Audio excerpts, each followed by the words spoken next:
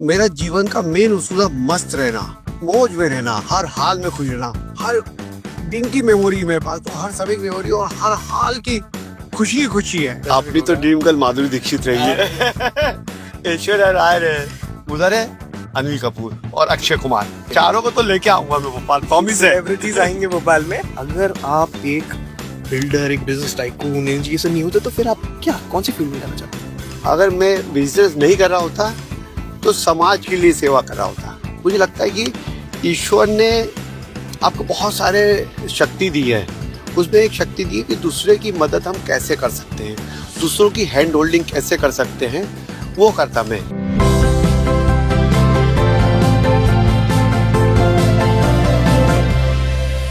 सभी व्यूअर्स को मेरा नमस्कार। आज 4th of January है। बिलावट सीएमडी सर का आज बर्थडे के साथ साथ हम सेज फाउंडेशन का जो डे सेलिब्रेट करते हैं वो सीएमडी सर के फाउंडेशन डे के बर्थडे पे होती है। तो इन फाउंडेशन डे हमने एक थीम लेके आए हैं, that is foundation day with the founder. And उस सब के तौर पे आज हम सीएमडी सर से कुछ ऐसे सवाल जवाब करेंगे जो जनरली नहीं सुना। तो वो सवाल जवाब पर्सनल के साथ साथ ऐसे मैटर में होंगे जो आप सुनना चाहें। तो सर सबसे पहले तो हैप्पी बर्थडे आपको। थैंक यू जय। एंड हम सब के आप इंस्पिरेशन रहे हैं हमेशा से, चाहे हम स्कूल से पास आउट हुए हो, चाहे हमने कॉलेज से पढ़ा हो, और अब काम करने में भी आपके साथ ही। तो इस इंस्पिरेशन के तौर पे सर सबसे पहले तो बर्थडे पे आप सबसे पहले एक चीज बताइए कि आपके बचपन की ऐसी कौन सी याद है आपको, कोई एक ऐसी कोई बात याद हो जिससे आप बोलते हो कि मेरे को अभी जाके बड़ा फायदा हुआ। देखो, मेरा जीवन का मेन उसूल है मस्त रहना, मौज में रहना, हर हाल में खुश रहना। तो मेरे ऊपर तो ईश्वर की ऐसी कृपा रही है। हम 6 भाई बहन हैं, 5वें नंबर में मैं आया था और मेरे ऊपर 3 बहनें थी। तो एक पहले टाइम होता ना, लोंडा होना चाहिए, बेटा होना चाहिए। तो 3 महीनों बाद बेटा आया तो साला मेरे दादा दादी जो थे वो मेरी माँ को बोले, हाँ अब बिटिया तूने अच्छा बच्चा जना है। तो एक खुशियाँ ही खुशियाँ। मुझे तो हर दिन की मेमोरी मेरे पास, तो हर समय की मेमोरी और हर हाल की खुशी खुशी है। अच्छा सर, तो इन खुशियों के साथ में अब हम थोड़ा रियल स्टेट वाइज बात करें तो आने वाले 5-10 सालों में आपको क्या लगता है एमपी भोपाल का क्या रियल स्टेट फ्यूचर है? देखिए साहब, रियल इस्टेट मतलब जमीन का जुड़ाव, ये जन्मों जन्मों से था, जन्मों जन्मों में रहेगा। आप जब लड़ाई ही जमीनों की लेके, और जमीनें क्या है, धरती एक सीमित है, शहर सीमित है, एक्सपेंड हो रहे हैं। तो रियल इस्टेट का तो पूरे धरती पे कोई ऐसी जगह नहीं जहाँ नहीं बढ़ेगा। बढ़ता क्या नहीं, जहाँ बहुत डेवलप हो चुका है। आज हम बोलते हैं जो वेस्टर्न कंट्रीज हैं वो जो डेवलप हो गई हैं, अब वहाँ पर स्टैग्नेट हो जाता है। वहाँ भी पंतों वजह से यूएस में बढ़ रहा है रेट, और अभी हम तो अंडर डेवलपमेंट में हैं, वो बहुत फास्ट डेवलपमेंट है। 2014 से मोदी जी आए हैं तो थोड़ी अलग ही सब्ज भाग हो गए, अलग ही धरा पे हम आ गए हैं। जैसे जैसे बढ़ते जा रही है चीजें, जैसे जैसे आप आगे बढ़ते जा रहे हो, बहुत तेज डेवलपमेंट है। विशेषकर मध्य प्रदेश में भी नेतृत्व बदला है, और जो नेतृत्व बदला है, जो नए हमारे सीएम है, वो थोड़े से बिजनेसमैन है, इंटरप्राइजिंग आदमी है, अलग जोश वाला आदमी है। तो उन्होंने बहुत सारे रिवॉल्यूशन ला रहे हैं मध्य प्रदेश में। मध्य प्रदेश में भी 2 शहर, इंदौर और भोपाल। इंदौर ऑलरेडी बहुत शबाब पे है, बहुत अच्छी रेट पड़ चुका है। भोपाल में अभी थोड़ा सा कम था, परंतु अब नाउ भोपाल की स्टोरी शुरू होती है अब से, और आने वाले 3 साल में 3 गुना रेट होंगे। जिसको लेना ले लो रियल एस्टेट। आने वाला समय मध्य प्रदेश का है, भोपाल का है। एकदम सही बात है सर। एंड जो हमारे एक्सपीरियंसेस पास के भी यही बोल रहे हैं कि रियल स्टेट तो real estate. There was a reason कि रियल लड़ाई जो आपने बोला कि लड़ाइयाँ जो लैंड के पीछे हुई उसका एक रीजन था। अब समझ में आ रहा है कि वो रीजन क्या था। तो सर अब ये तो रियल स्टेट का एक सवाल हो गया, ये जनरल जो लोग जानना चाहते थे। अब इसके बात करते हैं कि एक प्रोजेक्ट अगर आप दुनिया में कहीं भी बनाना चाहो, कहीं भी, कोई भी रैंडम सी जगह जो आपको पसंद है, वो कहाँ हो? बेटा मेरा तो भोपाल ही मन लगता है। मैं तो चाहता हूँ भोपाल में मेरी बड़ी बेटी जो शिवानी आर्किटेक्ट है, वो हमेशा से मेरे को कहती थी, पापा अमेरिका में, दुबई में, सिंगापुर में कितनी बड़ी बड़ी मल्टियाँ, यूनिक मल्टियाँ है, भोपाल में क्यों नहीं है? उसका भी एक ड्रीम है, वही ड्रीम मैंने अपना लिया। आने वाले 10 साल में एक ऐसी यूनिक बिल्डिंग दूंगा जो पूरे देश में पहचानी जाए कि भोपाल में वो बिल्डिंग है।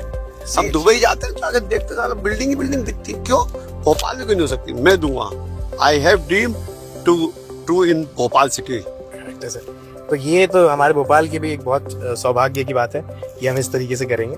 सर अब जैसा कि आप वो ड्रीम सिटी का नाम दे रहे हैं, तो एक कोई ऐसा प्रोजेक्ट जिसमें आप एक सेलिब्रिटी को रुकाना चाहो, तो वो कौन सा सेलिब्रिटी होगा और कैसा प्रोजेक्ट होगा? देखो मैं तो अभी इतना बढ़िया प्रोजेक्ट ला रहा हूँ, होटल ला रहा हूँ मैं। मुझे लगता है अभी इसके टाइम में मध्य प्रदेश का सबसे बड़ा रूम्स का होटल है, सबसे प्राइम लोकेशन का है, तो उसमें तो सेलिब्रिटी रुकेगी। जो भी मध्य प्रदेश में आएगी सेलिब्रिटी मेरे सेज हिल्टन में ही रुकेगी। और कौन सी सेलिब्रिटी को रुकाना चाहते हैं सर? कोई नाम तो आपकी तो ड्रीम गर्ल माधुरी दीक्षित रही है, ऐश्वर्या राय रहे, करेक्ट है। ये दोनों को मिले के आऊंगा, रुकवाऊंगा।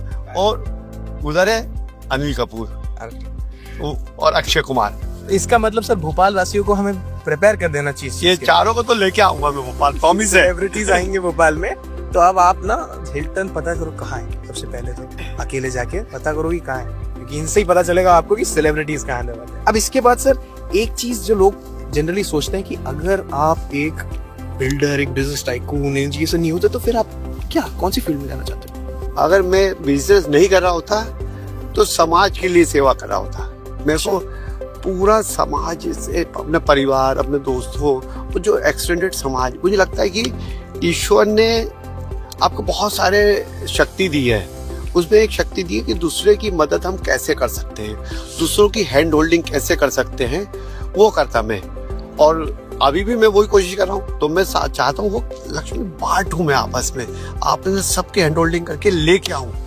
तेरे को भी इसीलिए मैंने लिया। मुझे लग रहा है जय के अंदर एक बात है, इसकी हैंड होल्डिंग करके इसको एक स्टार बना दूं भोपाल का। इसको बोलूं ना ये संजीव अग्रवाल का रियल चेला है, इसने गुरु माना है, तो इसको नेक्स्ट लेवल पे लेके जाना मेरा फर्ज बनता है। नहीं तो लगा आपका आशीर्वाद रहा तो और भी चीज आगे ग्रो करेंगे।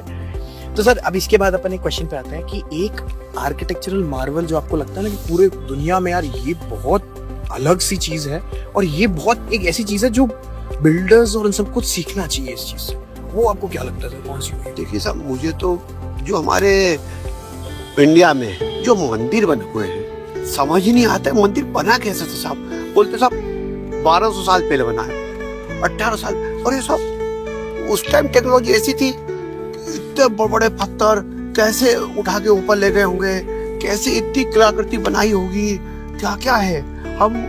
मैं ताजमहल अच्छा लगता है मुझे, तो पहले मैं पढ़ता था ताजमहल, आठवां आश्चर्य, फिर मैं जाके जब मैच्योर हुआ पढ़ा देखा ताजमहल अच्छा लगा। परंतु उसके बाद मैं राजस्थान गया, दिलवारा का एक टेम्पल देखा, मतलब कोई मैच ही नहीं है। करेक्ट। उस साउथ के मंदिरों में गया, कोई मैच ही नहीं है। मतलब सोच थी उस टाइम की कि क्या डेवलप कर रहे हैं, अनमैच्ड है। तो मैं तो जितने हमारे टेम्पल्स हैं उनको बनाने वालों को सलूट करता हूँ, ईश्वर को धन्यवाद देता हूँ। ऐसे पर्सन हमारी धरती पे जन्मे जिन्होंने ये कलाकृतियां बनाई।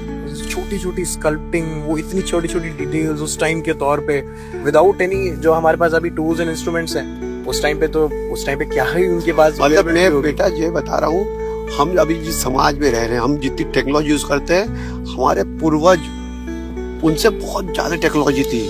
हमारे पूर्वज जो आर्यभट्ट वगैरह थे, उन्होंने उस टाइम गैलेक्सी की भूमिका बना दी थी कि गैलेक्सी कैसे मूव होती है, कहाँ पर क्या क्या मूव होता है। तो उस टाइम उन्हें बताते हैं जो आज हमारे साइंटिस्ट खोज पा रहे हैं, वो प्रूव कर रहे थे। तो हमें समझ आता, हम क्या लॉजिकल माइंड बहुत यूज करते हैं। यार ये भाई हमारे जब पुराणों में पढ़ो, हमारे जो धर्म ग्रंथों पढ़ो, ये तो सब आज से 2000-5000 साल पहले हमारे बता चुके हैं। सही बात। आप देखो जो महाभारत हुई थी, उत्तरायण पे ये हुआ, दक्षिणायन पे ये हुआ, सूर्य की गणना ऐसी थी, ये थी। हमें आज से 200 साल पहले लगता था कि यार ये सब एक लिखा हुई चीज है। हाँ, लिखित चीज। अब वो सब प्रूफ हो रहा है। यस, उस टाइम के डेटा पे जाके और कार्बन डेटिंग करके प्रूफ हो रहा है। हाँ, उस दिन ये उत्तरायण था, सब कुछ प्रूव्ड है, प्रूव्ड हो रहा है। अब हमारी साइंस बढ़ती जा रही है, टेक्नोलॉजी बढ़ जाती है, अब प्रूफ हो रहा है। बहुत तेजी से चीजें बदल रही है। करेक्ट है। मैं आपको बताता हूँ विद ऑल ऑनेस्टी, जब मैंने ये सवाल लिखा था तो मैंने ये जवाब एक्सपेक्ट नहीं किया था। तो सर अब नेक्स्ट क्वेश्चन हम ये लेके आते हैं, अदर देन रियल एस्टेट के तौर पे, एक जो है हमारे इंडिया में हमेशा से एक लिटरेसी रेट कम रहा है, और एमपी वाइज भी अगर बात करें तो हम सदर्न स्टेट्स के जितने एडवांस्ड, इतने हमारा लिटरेसी रेट इतना हाई नहीं है रादर देन उस स्टेट्स के तौर पे। एंड अब तो एमपी के अंदर, भोपाल के अंदर, इंदौर के अंदर इतनी अच्छी अच्छी यूनिवर्सिटीज आ रही हैं। हमारी यूनिवर्सिटीज इतनी वेल परफॉर्म्ड है, इतनी वेल एजुकेटेड है, और उनके स्टाफ ऐसे हैं। तो इसमें क्या आपका what is your opinion about? देखो जब मैं बताऊंगा एजुकेशन का, तुमने बोला ना हमारे देश में ये हमारी बहुत बड़ा मतलब हमारे साथ नेगेटिव रहा है कि हम पहले पूरा सोने की चिड़िया कहलाता था। पूरे वर्ल्ड के जितने चाइनीज बुद्धिस्ट है, जितने वर्ल्ड के लोग हमारे यहाँ पढ़ने आते थे, हमारे नालंदा विश्वविद्यालय में पढ़ने आते थे साहब।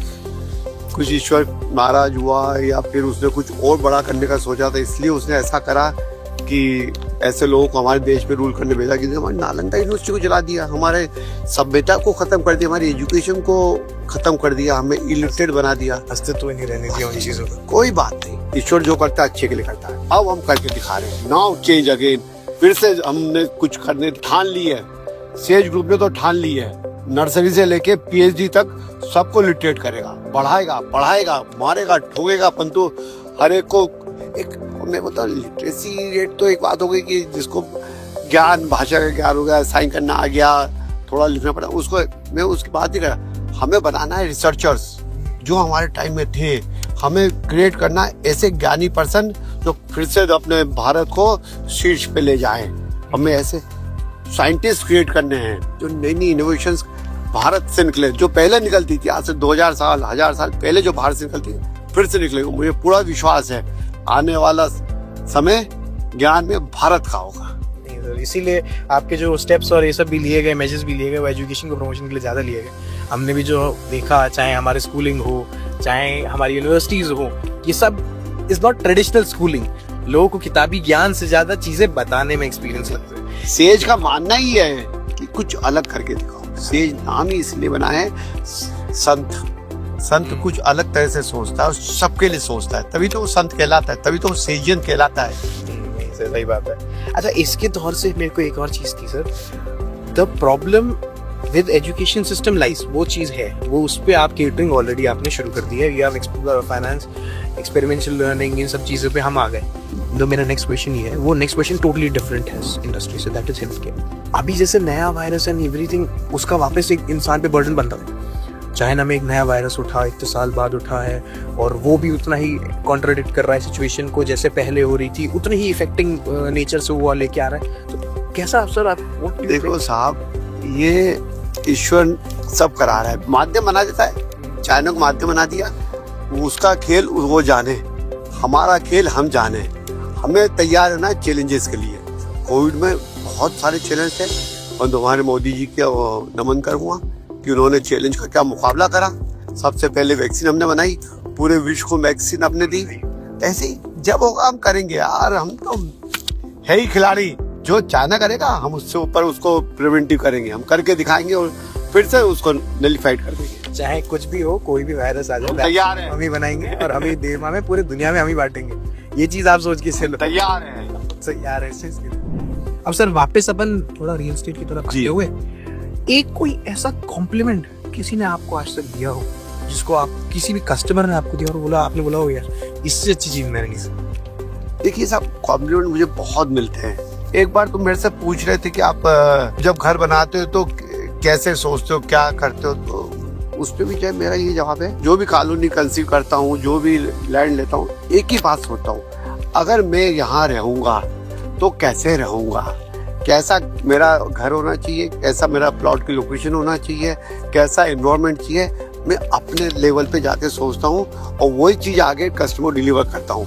इसीलिए मेरे जितने कस्टमर हैं, जितनों को मैंने डिलीवर करने की कोशिश करी है, वो यही कहते हैं, आज संजीव भाई कैसा घर बनाया है, कीली नहीं ठुकती। तो यही तो चीज है जिसमें मजा आता है जिंदगी में। इसके बाद सर हम एक चीज पे बात करते हैं, जो लोग ना उसको पेचीदा मामला रखते हैं, वो होता है कि बिजनेसमैन के बारे में एक मिथ तो कोई होगी जो आप समझते हो कि ये सब ये लोग फालतू बोलते हैं, एग्जिस्ट नहीं करती। बिजनेसमैन को हर कोई बोलता है कि इसने गलत तरीके से पैसे कमाए, बहुत सारे मंथ के, जबकि ऐसा है नहीं। बिजनेसमैन सबका भला करता है, देश को भी इनकम टैक्स देता है, कितना सारा एम्प्लॉयमेंट एक्सचेंज करता है, कितने सारे लोगों का रोजगार इनडायरेक्टली डायरेक्टली जुड़ा रहता है। तो बिजनेसमैन ही इस धरा को चला रहा है। बहुत सौ को लगता है जो बहुत बड़े एडमिनिस्ट्रेटर से, पॉलिटिशियन से, yes they are helping to the business, तो काम तो मेन जो डेवलपमेंट का कर रहा है वो ट्रू बिजनेसमैन कर रहा है, ट्रू सेजियन कर रहा है। करेक्ट है सर। यही मिथ जो है ये आपको या तो गलत गाइडेंस दे सकती है, और अगर सही गाइडेंस हो तो सही राह पे भी चलाएगा। तो सर अब आखिरी के कुछ क्वेश्चंस, तो आखिरी कुछ क्वेश्चन में सर एक चीज है, जैसा आपने अनिल कपूर और अक्षय कुमार जी का नाम लिया, वो आएंगे। अगर जिस दिन आपकी लाइफ पे एक मूवी बनती है, उसमें किसको लीड रोल दोगे सर? संजीव ओराल को।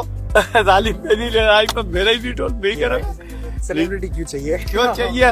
और नहीं तो मेरे दोनों छोकरे, मेरे दोनों बेटे करण या केशव, वो भी रोल करेंगे। वो ये आप लोगों को भी ये सब जवाब आप लोगों ने एक्सपेक्ट नहीं किया होगा, इसीलिए ये जवाब यहाँ पर आया। अगर मैं किसी भी और से ये सवाल पूछता तो इसका जवाब कोई एक्टर या फिर कोई भी बड़े सेलिब्रिटी हॉलीवुड बॉलीवुड में ही आना था।